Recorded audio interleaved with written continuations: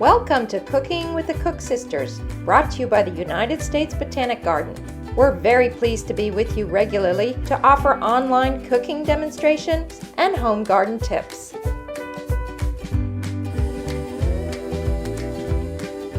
Hi, I'm Danielle Cook.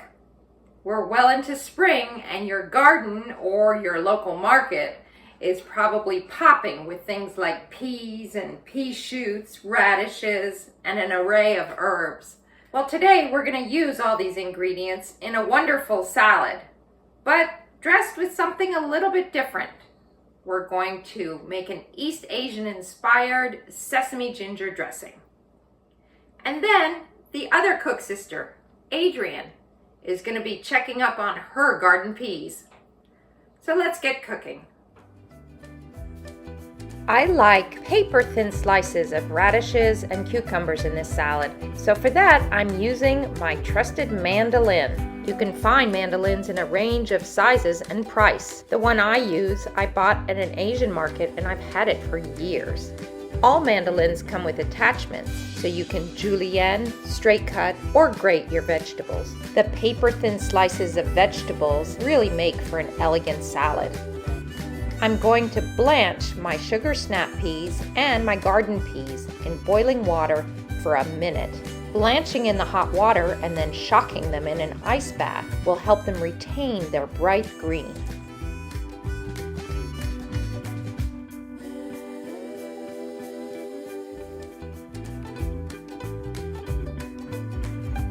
The dressing includes ingredients that are commonly found in Chinese and Japanese and Korean cuisine.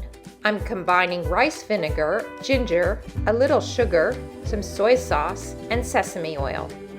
I'm also going to add some fresh chopped cilantro and mint.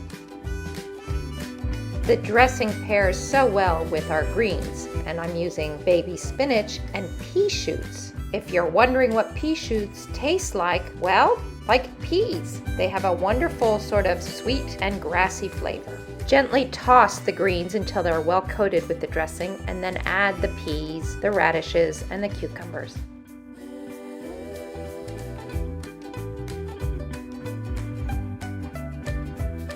I like to serve this salad on a platter and add some extra vegetables on the top. And lastly, toasted sliced almonds add a perfect nutty, crunchy touch to the salad.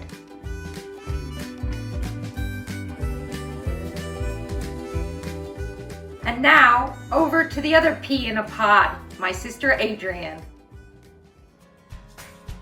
Hi, I'm Adrienne. Welcome to my garden. We're talking about peas today in the garden, and I have them at all stages of growth.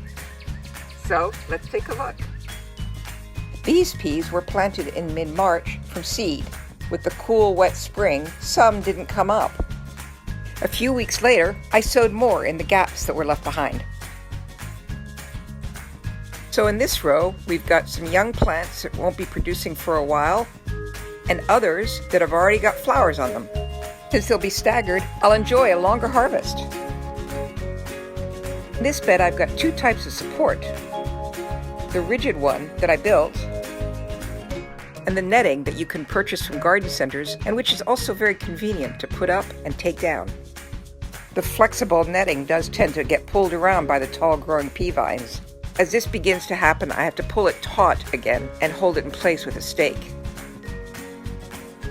It's okay to pick some pea shoots, the tops of the plants, for salads, but once you start seeing a lot of flowers being produced, leave them alone. Their next job is to make those pods and the peas inside them. That's the real reward of growing garden peas. So it won't be long before the sweetest vegetable in the garden is ready for harvest. Thanks for being in my garden today. And next week, we're going to take a look at how the garlic's doing. It's been growing all winter. And Danielle is going to be taking advantage of the gorgeous strawberries that are in the market right now. We'll see you then.